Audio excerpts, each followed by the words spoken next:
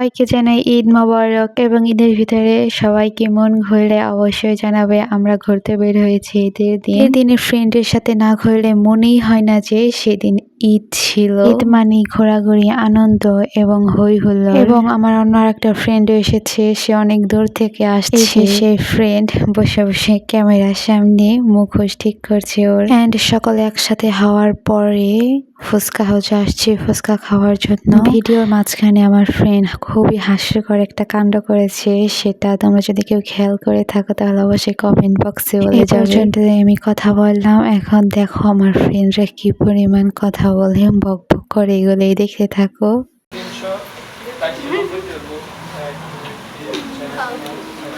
ভিডিওর মাঝখানে প্লিজ মেম খেয়াল করে নাই কিছু একটা উঠছে ভিডিওর মাঝখানে কিছু একটা উঠছে দেখো নে ভাই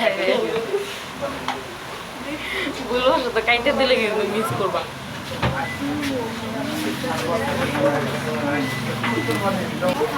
এই দেম নে বই এটা হ্যাঁ এমনি বই বাপা হাতে গেলে এমনি ঘরে বসে থাকার না আর এই একমাত্র মানুষ হইলাম তাই কিনা বাপ মায়ের লাগে বাচ্চা একদম মজা পায়। এটা হলো বাপ মার আদর্শ সন্তান।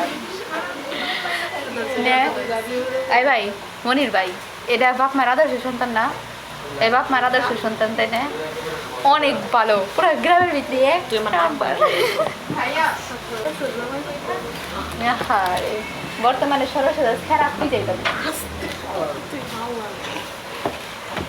এখানে আমি একটা কথা বলে খুবই লজ্জায় পড়ে গেছি। অ্যান্ড আমার ফ্রেন্ড এত ভদ্র, বাবা মার সাথে ঘুরে নাকি তার খুবই ভালো লাগে। পর্যন্ত এখন এই যে আমি একা একাই, বাট ওরা অন্য জায়গায় গল্প করছে। এখন ফুচকা এসে পড়েছে। ফুচকাটা এত পরিমাণ বাজে ছিল, 400 টাকা জলে ফালানো গেছে। এই যে ফুচকা খাওয়া শেষে এখন বের হয়ে গেলাম বাসার উদ্দেশ্যে। ঘুরতে অলরেডি সন্ধ্যা হয়ে গেছে। বাসায় গেলে সবাই কেলানি খাবো। যেহেতু আমরা সবাই বর্তমানে বাবা মার অধীনে, তো বাবা মার অধীনে থাকাকালীন কেলানি তো খেতেই হয়, তা তোমরা অবশ্যই জানো। এই পর্যন্ত আল্লাহ হাফেজ, টাটা। পুরো ভিডিওটা যারা দেখেছো অবশ্যই বলে যাবে কেমন হয়েছে। আবার দেখা হবে নতুন আরেকটি ভিডিও নিয়ে।